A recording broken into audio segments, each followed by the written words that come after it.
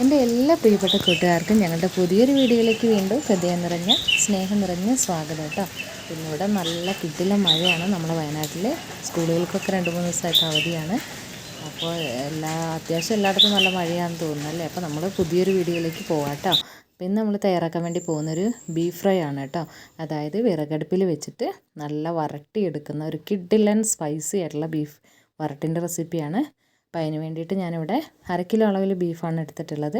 നന്നായിട്ട് അത് കഴുകി വൃത്തിയാക്കിയതിന് ശേഷം കൊണ്ടുവന്നിട്ടുണ്ട് കേട്ടോ. നല്ല എന്താ പറയുക, ഭയങ്കര സ്പൈസിയാണ്, എന്നാൽ നന്നായിട്ട് ഫ്രൈ ചെയ്തിട്ടുണ്ട്, എന്നാൽ നല്ല ജ്യൂസിയാണ്. അങ്ങനെയുള്ളൊരു പ്രത്യേക തരം. എന്നാൽ അധികം ഇൻഗ്രീഡിയൻസ് ഒന്നും വേണ്ട കേട്ടോ തയ്യാറാക്കാൻ വേണ്ടിയിട്ട്. നന്നായിട്ട് കഴുകി കുറച്ച് നേരം വെള്ളമൊക്കെ വാലാൻ വേണ്ടി വെച്ചതിന് ശേഷം എടുത്താണ്. അതിലേക്ക് 1 ടീസ്പൂൺ അളവിൽ നമ്മൾ മുളക് പൊടി എരിവുള്ളത്, 1/4 ടീസ്പൂൺ അളവിൽ മഞ്ഞൾപ്പൊടി, പിന്നെ ഒരു 3/4 ടീസ്പൂൺ അളവിൽ കുരുമുളക് പൊടി ചേർത്ത് കൊടുത്തിട്ടുണ്ട് കേട്ടോ. പിന്നെ ഇതിലേക്ക് ഉപ്പ് പൊടിയും കൂടി ഒന്ന് ചേർത്ത് കൊടുക്കുന്നുണ്ട്. അതിന് ശേഷം നന്നായിട്ട് കൈ വെച്ച് തിരുമ്മി യോജിപ്പിച്ചിട്ട് ഒരു 10-20 മിനിറ്റോളം, അല്ലെങ്കിൽ കുറഞ്ഞത് ഒരു 10 മിനിറ്റോളം നമ്മളിത് മാറ്റി വെക്കണം കേട്ടോ. അപ്പോൾ നന്നായിട്ട് കൈ വെച്ചിട്ട് ഇതൊന്ന് തിരുമ്മി എല്ലാ വശത്തും ഈ ഒരു മസാലകൾ ഈ ഒരു ബീഫിൽ നന്നായി കോട്ട് ചെയ്യണം. പിന്നെ ഇതിലേക്ക് നമ്മൾ 1/4 ടീസ്പൂൺ അളവിലാണ് ഉപ്പ് ചേർക്കുന്നത് കേട്ടോ. പിന്നെ ഇതിലേക്ക് നല്ല ഈ ഒരു ഫ്രൈന് ഒരു ക്രിസ്പിനെസ് കിട്ടാൻ വേണ്ടിയിട്ട് നമ്മൾ ഇതിലേക്ക് ഒരു സ്പെഷ്യലായിട്ടൊരു ഇൻഗ്രീഡിയൻസും കൂടി ചേർക്കുന്നുണ്ട് കേട്ടോ. അത് ഞാൻ വഴിയേ പറയാം. അപ്പോൾ ഈ മസാലകൾ മാത്രം ഒന്ന് നന്നായിട്ടൊന്ന് തിരുമ്മി യോജിപ്പിച്ച് ഒരു 10 മിനിറ്റോളം നമ്മൾ മാറ്റി വെക്കുന്നുണ്ട് കേട്ടോ. അപ്പോൾ ഇത് ശരിക്കും ഇതിൻ്റെ ഒരു പീസുകൾ കുറച്ച് നീളത്തിലാണ് വേണ്ടത്. അപ്പോൾ നമ്മളത് കറിക്കട്ടായിട്ടാണ് മേടിച്ചത്. അപ്പോൾ അതുകൊണ്ട് ഞാൻ ഈ ഒരു റെസിപ്പി ചെയ്യാൻ വേണ്ടി അതിൽ നിന്ന് കുറച്ച് എടുത്തു എന്നുള്ളൂ കേട്ടോ. അപ്പോൾ ശരിക്കും നീളത്തിലാണെങ്കിൽ കാണാൻ ഒന്നുകൂടി നല്ല ഭംഗി ഉണ്ടാവും കേട്ടോ. അപ്പോൾ നമ്മൾ തിരുമ്മി മാറ്റി വെച്ചതിലേക്ക് നമ്മൾ ഈ ഒരു ബീഫ് വേവിച്ചെടുക്കാൻ ആവശ്യത്തിനുള്ള വെള്ളം കൂടി ചേർത്ത് നന്നായിട്ട് ബീഫ് വേവിച്ചെടുത്തിട്ടുണ്ട് കേട്ടോ. ആ എടുത്തതിന് ചെറിയൊരു ഭാഗം ഞാൻ എടുത്ത് മാറ്റി കുറച്ച് ഭാഗത്ത് മാത്രമാണ് ഞാനിത് ഈ ഒരു റെസിപ്പിക്ക് വേണ്ടിയിട്ട് അതിൽ നിന്ന് എടുക്കുന്നുള്ളൂ കേട്ടോ. ഇത് കണ്ടില്ലേ. അപ്പോൾ അത് നീളത്തിലാണ് ഇതുപോലെ വെന്തതിന് ശേഷം കട്ട് ചെയ്തെടുക്കുന്നെങ്കിൽ കാണാനായിട്ട് നല്ല ഭംഗിയുണ്ടാകും. അതിപ്പോൾ കറിക്കട്ട ആയതുകൊണ്ടാണ് ഇങ്ങനെ, പക്ഷേ ടേസ്റ്റ് ബേസിൽ മാറ്റമൊന്നുമില്ല കേട്ടോ.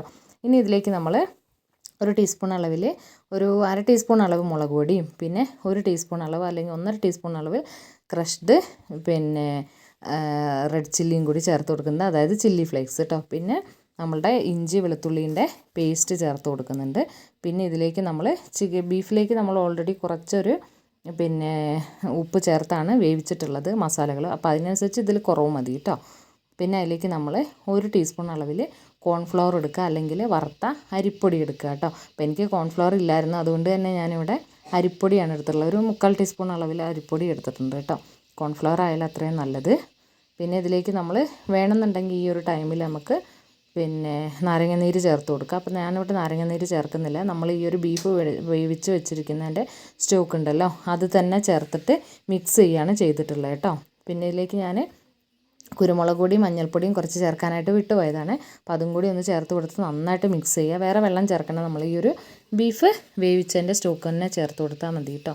പിന്നെ നമ്മൾ വേവിച്ചിട്ട് ചെറുതായിട്ട് കട്ട് ചെയ്ത് വെച്ചിരിക്കുന്ന നമ്മളുടെ ബീഫ് ഉണ്ടല്ലോ, അത് ഈ ഒരു മസാലയൊക്കെ ഇട്ട് ഇതുപോലെ നന്നായിട്ട് കോട്ട് ചെയ്തിട്ട് ഒരു 2-3 മിനിറ്റ് ഒന്ന് മാറ്റി വയ്ക്കുക. അതായത് നമ്മളുടെ എണ്ണ ചൂടാവുന്നവരെ കേട്ടോ. അപ്പോൾ കഴിവതും ഇത് വെളിച്ചെണ്ണയിൽ പൊരിച്ചെടുക്കുകയാണെങ്കിൽ അത്രയും നല്ലതായിരിക്കും.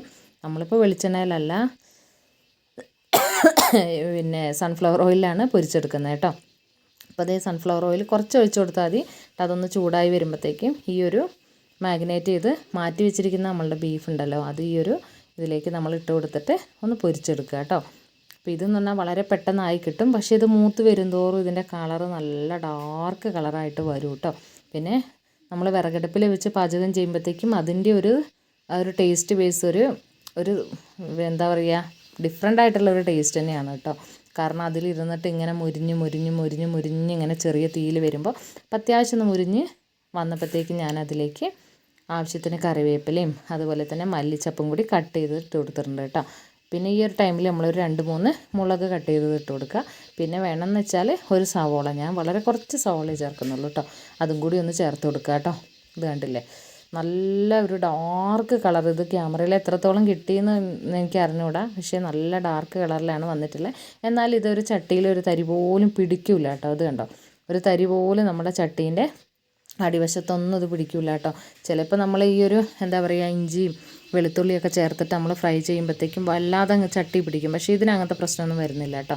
പിന്നെ ഇതിലേക്ക് നമ്മളൊരു കാൽ ഭാഗം സവോളയും കൂടി കട്ട് ചെയ്തിട്ട് കൊടുത്തിട്ടുണ്ട് കേട്ടോ. ഇനി ഈ ഒരു സവോളയൊക്കെ ഈ ഒരു ബീഫിൻ്റെ ഉള്ളിൽ കിടന്നിട്ട് എന്താ പറയുക, ആ സവോളയിലെ വെള്ളമൊക്കെ വലിഞ്ഞ് നമ്മൾ ഈ ഒരു ബീഫിലേക്ക് ചേർന്നതിന് ശേഷം എന്താ പറയുക, ഫുള്ളും ഈ ഒരു സവോളയൊക്കെ അതിലേക്ക് ഇങ്ങനെ ചേരുന്ന ആ ഒരു ടൈം വരെ നമ്മൾ ചെറിയ തീയിലങ്ങ് വെച്ച് കൊടുക്കുകയാണ് കേട്ടോ. ഭയങ്കര ടേസ്റ്റാണ്. വേണമെങ്കിൽ നമുക്കിതിലേക്ക് തേങ്ങാക്കൊത്തും കൂടി ഇട്ട് കൊടുക്കാം. അപ്പോൾ തേങ്ങയ്ക്ക് വളരെ വില കൂടുതലായതുകൊണ്ടും നമുക്ക് കിട്ടാൻ ബുദ്ധിമുട്ടായതുകൊണ്ടും തേങ്ങാക്കൊത്ത് ഞാൻ ഒഴിവാക്കിയിട്ടുണ്ട്. പക്ഷേ നിങ്ങൾക്ക് തേങ്ങാക്കൊത്ത് ധാരാളം വീട്ടിൽ തേങ്ങയുള്ളവരാണെങ്കിൽ തേങ്ങാക്കൊത്ത് ചേർത്തോളൂ. അത്രയും ടേസ്റ്റ് ഗംഭീരമാവും കേട്ടോ.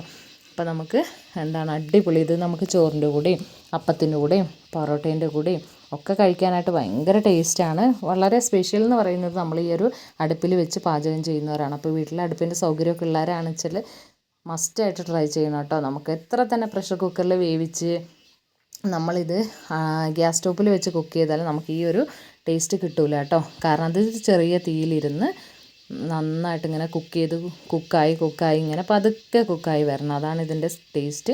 ഇത് കണ്ടോ, നന്നായി കുക്കായി വരുന്തോറും ഇതിൻ്റെ കളർ ഇങ്ങനെ എന്താ പറയുക, അതുണ്ട് ഒരു തരി പോലെ ചട്ടി പിടിച്ചിട്ടില്ല കേട്ടോ, ഒട്ടും പിടിച്ചിട്ടില്ല. നല്ലോണം കളർ ഇങ്ങനെ എന്താ പറയുക, ഡാർക്ക് കളറായിട്ട് ഇങ്ങനെ ഒറ്റയ്ക്കൊറ്റയ്ക്ക് ഓരോ പീസസുമായിട്ട് ഇങ്ങനെ കിടക്കും. ആ ഒരു ചില്ലി ഫ്ലേക്സ് ഇങ്ങനെ എടുത്ത് നിൽക്കും. അതിൻ്റെ ഒരു ടേസ്റ്റൊക്കെ അതിഗംഭീരമാണ് കേട്ടോ. അപ്പോൾ എല്ലാവരും ട്രൈ ചെയ്ത് നോക്കുക. നല്ല സൂപ്പർ റെസിപ്പിയാണ്. അപ്പോൾ നിങ്ങൾക്ക് ഇഷ്ടപ്പെടുകയാണെങ്കിൽ നിങ്ങളുടെ ഫ്രണ്ട്സിനും റിലേറ്റീവ്സിനും ഒക്കെ ഒന്ന് ഷെയർ ചെയ്ത് കൊടുക്കുക. അപ്പോൾ ഞങ്ങൾ ബീഫിൻ്റെ 2-3 റെസിപ്പി വേറെ ഇത് ഈ ചാനലിൽ തന്നെ അപ്ലോഡ് ചെയ്തിട്ടുണ്ട്. അപ്പോൾ കാണാത്തവരുണ്ടെങ്കിൽ ഒന്ന് കണ്ടു നോക്കുക. നിങ്ങൾക്ക് ഇഷ്ടപ്പെടുന്നുണ്ടെങ്കിൽ നിങ്ങളുടെ ഫ്രണ്ട്സിനും റിലേറ്റീവ്സിനും ഒക്കെ ഒന്ന് ഷെയർ ചെയ്ത് കൊടുക്കുക.